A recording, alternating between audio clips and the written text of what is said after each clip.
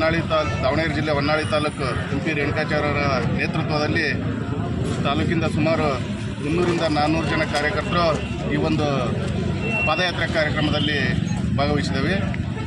ಇದರ ಉದ್ದೇಶ ಈಗಿನ ಭ್ರಷ್ಟ CM ಸಿದ್ದರಾಮಯ್ಯವರ ವಿರುದ್ಧ ಈ ಒಂದು ಪಾದಯಾತ್ರೆ ಹಮ್ಮಿಕೊಂಡಿದ್ದಾರೆ. ಭಾರತೀಯ ಜನತಾ ಪಾರ್ಟಿ ವತಿಯಿಂದ ಈ ಪಾದಯಾತ್ರೆಯಲ್ಲಿ ಸುಮಾರು ಕಾರ್ಯಕರ್ತರು, ಮುಖಂಡರು, ಸಾರ್ವಜನಿಕರು, ಈ ಒಂದು ಪಕ್ಷದ ಅಭಿಮಾನಿಗಳು ಎಲ್ಲರೂ ಭಾಗವಹಿಸಿದ್ದಾರೆ. ಇದು ತುಂಬ ಅಭೂತಪೂರ್ವ ಪಾದಯಾತ್ರೆ ಅಂತ ನಾವು ಹೇಳೋಕ್ಕೆ ಇಷ್ಟಪಡ್ತಾ ಇದ್ದೇವೆ.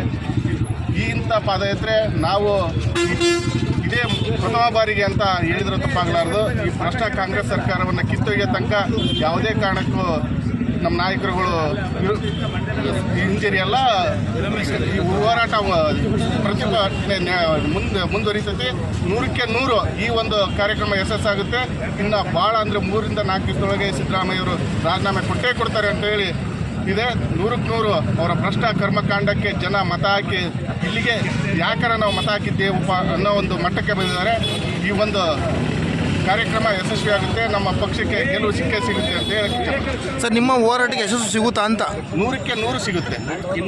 100ಕ್ಕೆ 100 ಯಶಸ್ಸು ಸಿಕ್ಕೇ ಸಿಗುತ್ತೆ. ಪಾದಯಾತ್ರೆ ಸಕ್ಸಸ್ ಆದೇ ಆಗುತ್ತೆ, ಇದರಲ್ಲಿ ಎರಡು ಮಾತಿಲ್ಲ. ನಮ್ಮ ನಾಯಕರಂತ ವಿಜಯೇಂದ್ರ ಅವರು ಇರ್ಬೋದು, ರೇಣುಕಾಚಾರ್ಯ ಅವರು ಇರ್ಬೋದು, ಅವರ ನೇತೃತ್ವದಲ್ಲಿ ಕುಮಾರಸ್ವಾಮಿ ಅವರು ಇರ್ಬೋದು, ಎಲ್ಲರ ನೇತೃತ್ವದಲ್ಲಿ ಇದು ಒಂದು ಪಾದಯಾತ್ರೆ ಯಶಸ್ಸಾಗುತ್ತೆ. ತಮ್ಮ ಹೆಸರು ಸರ್?